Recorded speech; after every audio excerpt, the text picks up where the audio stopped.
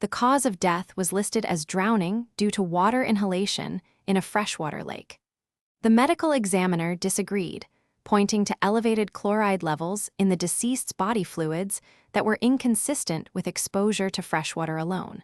Upon further investigation, it became evident that there was an additional substance present in the water that contributed significantly to the toxicological profile of the case.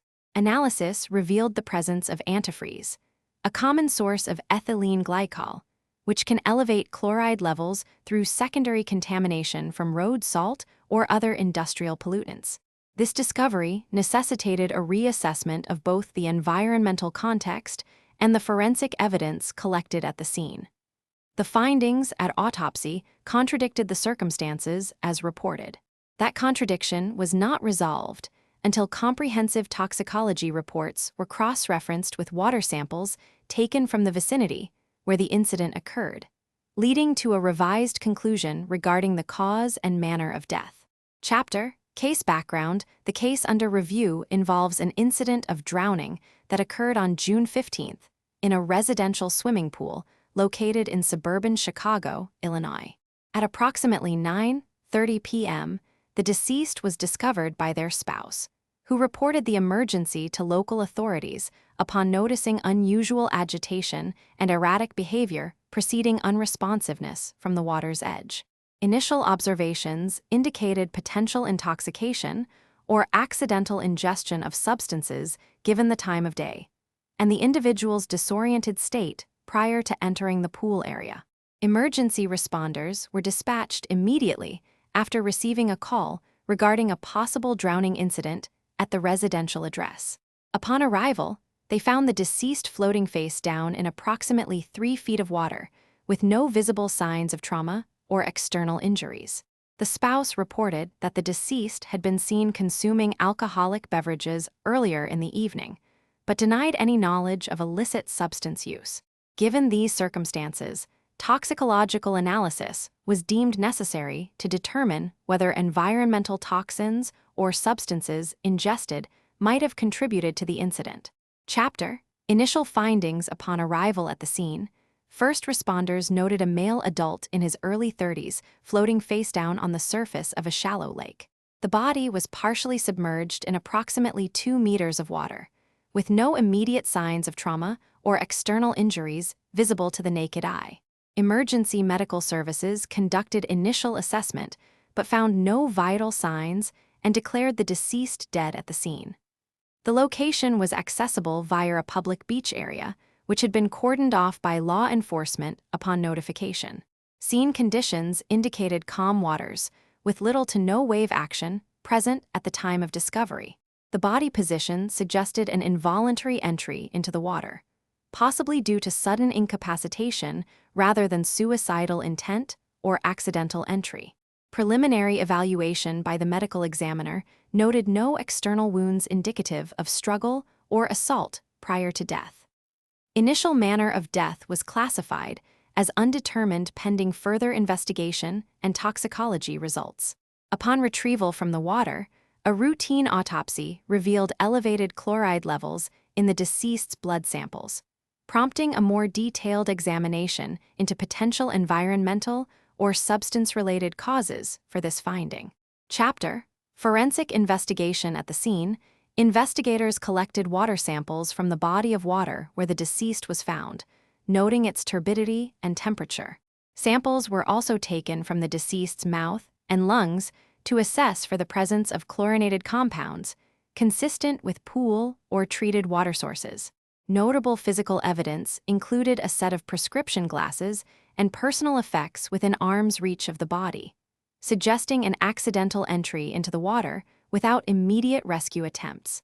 No signs of struggle or defensive wounds were observed on the deceased's skin, ruling out foul play as a primary cause. The chain of custody was meticulously maintained throughout the collection process to ensure integrity of evidence for toxicological analysis. Laboratory analysis of the deceased's blood and tissue samples revealed elevated chloride levels consistent with hyperchloremia. Comprehensive toxicology panels, including ion-specific electrode assays for electrolyte determination, confirmed serum chloride concentrations at 128 mx/L, surpassing normal reference ranges by over 20%. Additional histological examination of renal tissues showed tubular dilatation and mild interstitial edema indicative of osmotic stress. Microscopic analysis identified cellular vacuolization in the proximal convoluted tubules, consistent with acute chloride toxicity. Urinalysis detected hyperosmolality at 350 m/osm/kg, further supporting the diagnosis of water intoxication exacerbated by rapid dilution of bodily fluids. These findings substantiate the hypothesis that the deceased's condition was precipitated by excessive water intake, leading to electrolyte imbalance and subsequent renal impairment. Analysis of the water samples collected from the vicinity where the deceased was found revealed elevated chloride levels consistent with a freshwater environment contaminated by urban runoff. This finding corroborated witness statements indicating that the incident occurred during heavy rainfall, which would have contributed to increased salinity due to surface pollutants. The presence of chlorinated disinfectants in minor concentrations suggested recent cleaning activities near stormwater drains.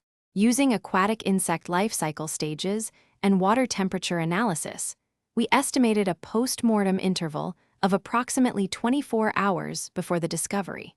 This timeframe was further corroborated by forensic entomology evidence, including the absence of early-stage aquatic insects that typically colonize a submerged body within minutes to hours after death.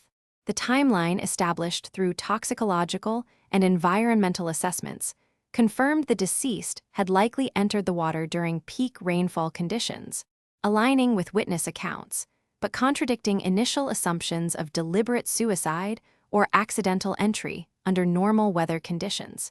This timeframe was further corroborated by forensic entomology evidence, including the absence of early-stage aquatic insects that typically colonize a submerged body within minutes to hours after death. The elevated chloride levels detected in the deceased's blood and tissues are consistent with a prolonged exposure to saltwater prior to death. This finding is corroborated by the presence of sea lice larvae on the skin, indicating immersion in marine water conditions. The absence of freshwater indicators suggests an exclusion of drowning in non-marine environments. Toxicological analysis revealed no intoxicants or other substances that could impair judgment or physical ability. Chloride levels above normal range confirm osmotic balance disruption indicative of saltwater aspiration, leading to pulmonary edema and resultant hypoxia. This evidence is conclusive regarding the mode of death, though the precise duration of submersion remains speculative based on available data. An expert would testify that these findings unequivocally support a diagnosis of marine water drowning, with no other plausible explanations supported by the toxicology report. Chapter: Resolution. The analysis of water toxicology, in this case, led to a definitive conclusion regarding elevated chloride levels in the deceased's body fluids, indicating prolonged exposure to highly saline water prior to fatal submersion. Initial assessments suggested accidental drowning due to natural causes, but a comprehensive review of electrolyte imbalances and osmolality ratios revealed significant alterations consistent with chronic immersion in saltwater environments. Laboratory findings confirmed markedly elevated chloride concentrations in both blood samples and lung tissue, corroborating the hypothesis of prolonged exposure before actual submersion. This finding ruled out accidental drowning as the primary cause of death, shifting focus to potential scenarios involving intentional or involuntary protracted aquatic exposure under circumstances yet undetermined. The resolution underscores the importance of a multidisciplinary approach in forensic investigations, emphasizing toxicology's role alongside traditional autopsy methods for accurate determination of causality. Further investigation is warranted to explore environmental and behavioral factors leading up to the deceased's final moments. This case underscores the critical role of water toxicology in drowning investigations, highlighting the importance of comprehensive chemical analysis for accurate determination of environmental factors contributing to death. Elevated chloride levels provide specific insights into the deceased's exposure to saltwater versus freshwater, refining forensic methodologies and evidentiary standards. The file remains open,